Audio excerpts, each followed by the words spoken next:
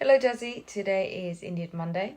I am writing this script at 9:50, so it's a bit surprising that I would write about such a comprehensive topic this close to the deadline, looking like a hood rat. But nevertheless, I was already writing about this in my little diary/memoir, so it might as well turn into a YouTube series. Who was the first romantic love of my life? And we're not counting like my first celebrity crush, Johnny Depp, or the man that defined my physical type, Greg Davis, or the entourage that comes in between and after them, Tom Hiddleston, Benedict Cumberbatch, Colin Firth, right now, Lindsay Buckingham, etc. So we're talking, like in the flesh, people that I have interacted with, if and how they have changed my life. Number one, Wolfie. I was 3 years old. See, for you and Lucas, apologize for any assumption, but I think that a part of your body that reacts hormonally to the opposite or same sex, whichever that you desire, have either not yet or very rarely been active. This means that you could very easily go on about your beautiful life without thinking or even wanting to have a crush on another person. Unlike other people who have never turned off that switch since literally toddler years. C'est moi. So I was 3 years old in India. My mother was a diplomat on placement in New Delhi. With the prestige of her job and with the little money that they provided you in 2008 in a third world country, she managed to send me to a pretty good kindergarten. I won't delve into it too much because my memories of India have muddled so much with my mother's stories that I don't know what is authentic anymore.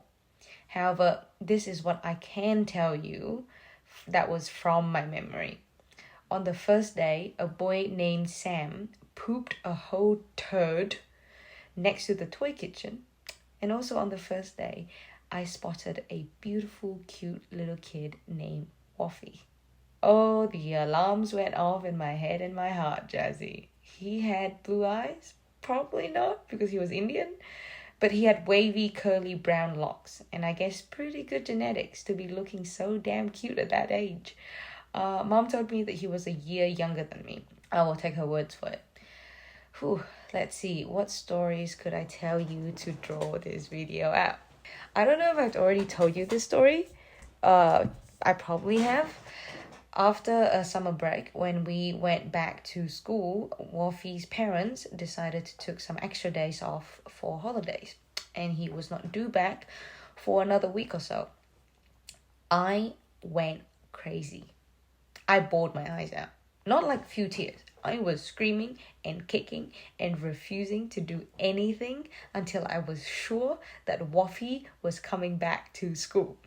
So the teacher had to call up Woffie's parents so I could hear his voice and reassurance.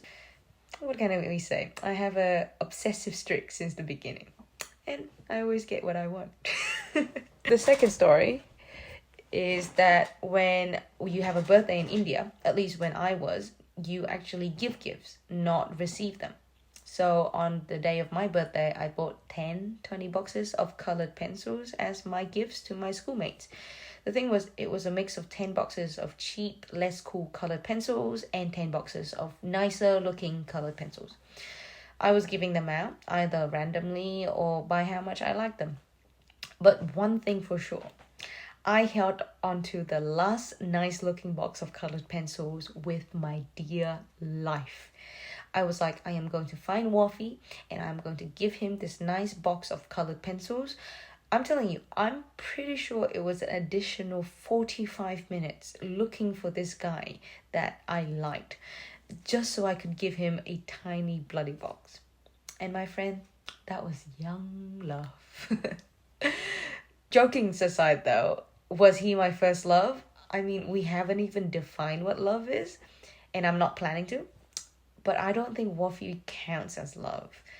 He was definitely the first boy I had ever liked. He opened up the world of romance and the idea of attractions to me. So I would rank him rather high in the scale of importance to me. Let's put him in the middle there to be safe. Number 2, fragment of a man in my dream. I just wrote this down in my book, so I hope you don't mind me just reading it off. It is a letter addressed to him, but at least this way you don't have to reread it again when I publish it. So here goes. To the fragment of a man in my memory. I was reading a love story, a simple, adequately written one, and I suddenly remember you. The piece of writing was nothing of extraordinary prose, and there was not a single distinction that draws any connection to you. Still, the nostalgic childhood memories came flooding, and I thought I should note it down while it is still here. You probably don't remember me. My name is insert author pseudonym, though I don't think that matters, because my preferred name is far removed from my pen pseudonym, and my real name deviates from that name too. But I was, and still am, that little girl with messy ebony hair that clung to you at the writing camp for children. I remember that you were tall, almost on the verge of lanky. You wore a simple t-shirt and a cargo pant, and I wish I had the mind to remember the colors. I best not dive further into this hazy figure of a boy, because I wouldn't, for the life of me, be able to find you in any lineup of males today. Do you know what I remember though? I remember being on the 3rd level balcony of this complex with yellow washed walls and dome-like rooms, looking down at you on the 2nd floor's balcony. You must have looked at me with innocent and curious bewilderment, but I looked at you with stars in my eyes. I thought you were the cutest boy ever. Only a year older than me, but I thought you were so grown up and so strong. I thought about how much love I could give you and how much you would take care of me when we grow old together. I don't think I was wrong though, as naive as I was. One night when your little brother fell and scraped his knees, you rushed away from my side and down to his side to soothe his tears with whispers. You bandaged him up gently, and you showered him with warmth and kindness, the kind of emotions that I wasn't aware a boy could and was allowed to show. Nobody laughed at you like I feared, but neither did anybody fall in love with you over that simple action, so lucky me. I do wish you remember how silly I was though, so you could bear the burden of embarrassment that I have to deal with reliving these precious memories. As with any camp, we had a bonfire on our last night. I have always, by the way, been fascinated with flames. The fiery intensity that the embers bring, the cozy heat that wraps around you like a blanket. So, to put it to rest now and forever, I have never, ever, since the moment I had any cognitive understanding of basic elements, feared fire. But oh my, did I revel in being a shriveled and scared little princess for you. I wore these tight short jeans because even at the ripe age of maybe 8 or 9, I already thought about looking pretty for you.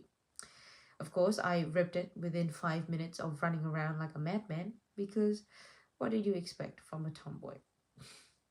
Anyway, even with that unfortunate accident, I had refused to go back to my dorm to change, fearing that I would miss attending the bonfire with you. I was right, of course. If I had rushed away, I would have missed gripping your arm and nuzzling into the nook of your body as we approached the roaring fire. I would have definitely missed your hands in mine as you bravely convinced me that the fire won't hurt me. I would have missed the opportunity to call myself a mastermind sitting in this chair. By the time we got on the bus home, it was settled. You were mine. Without communication, I never left your side, and we sat together in those dingy, smelly little bus chairs. I remember idly playing snacks on your phone, those button one. I must have not owned a phone. Or perhaps I was too stupid to put my number in it. Or maybe I put my mother's number in that brick Nokia of yours. Now that I just tell that story, I just remember you didn't have a phone. I did. So I thought my ego and heart decided that we would romanticize this and said that it was probably because I did not have a phone, but it was actually realistically your fault. Of course, I have had motion sickness as long as I have loved fire, so the playing didn't last long. And soon enough, I rested my heavy eyelids and my head slowly and smartly rested on your shoulder. You intertwined your fingers with mine and your hot breath tickled the roots of my hand. I was awake the entire time, by the way. I heard our teachers turning around to take a picture of us. Our friends did too, until you told them sternly to delete it. And that's where the memories sadly ended. I think we parted with a hug. And also that's why I don't like the ending of Before Sunrise, I have surmised. Because I couldn't relate to making plans for the future with a man that I have fallen in love with. I could only relate to a decade of random longing for a relationship that never blossomed. Anyhow, the writing book club for children really paid off, I think, because I am still writing. I wonder if you, too, dabble in the art of writing. I wonder if I will ever meet you again. Although unlikely to, and that's okay, because you can be the rose-tinted fragment of a man in my story. Oh, before I forget, meeting you was worth it too, because it brings me a smile every time I mention it. So he didn't have a phone. Obviously, classic. I love a man who is not catch up with the culture. Like I said, I think I made the executive choice of romanticizing this random guy that I don't even remember the name of. But this mysterious memory and energy of it makes it so attractive. Almost like he was the one that got away. So he's in high competition as a first love, which gives him a bonus point in importance, and therefore might just be above Waffy by one place. Number 3, Kang. Jazzy, I would like to introduce you my first ever boyfriend who I dated in year 5. He was tall, with a buzz cut and an attitude. I don't remember how I had a crush on him, other than he was one of my classmates' cousins, and he was kind of a bad boy. What do I remember? I think he beat up a bunch of boys, either to protect me or to impress me. I do not remember. I remember being impressed. The short-lived romance was very short-lived because I was copying down spicy, flirty letters from the internet to give to him and was busted by my homeroom teacher. Yep, what a story. I thought it was cool. My teacher thought she was about to witness underage sex, so she threatened to tell his parents, and he broke up with me. Oh, I do have a story. And this is a warning to not let your kids watch romance movies too early, because too high of a standard and weird things happen. So, when I used to finish writing these letters before I was caught, I would always meet him waiting outside my class after school. He would walk along the corridor with me, and there were these line-up paper bins. And I wanted to give these letters to him, but I was too shy. So I would crumble these papers and throw them into the bin right in front of him, and he would pick them up and read them. I mean, the first time he thought, like, out of curiosity, but by the second and third time, it was like a pattern. It was like a sign for me that I gave him. He must have thought I was the weirdest kid ever. Anyway, I think I bought him, probably with stolen money, a snow globe. And when he broke up with me, he rushed down the stairs as I tried to chase him, and I saw that he had left the little snow globe at the top of the stairs. Like a bittersweet goodbye. Oh. I mean, the disadvantage of these relationships in the past is that time erodes memories, and so is my emotions towards them.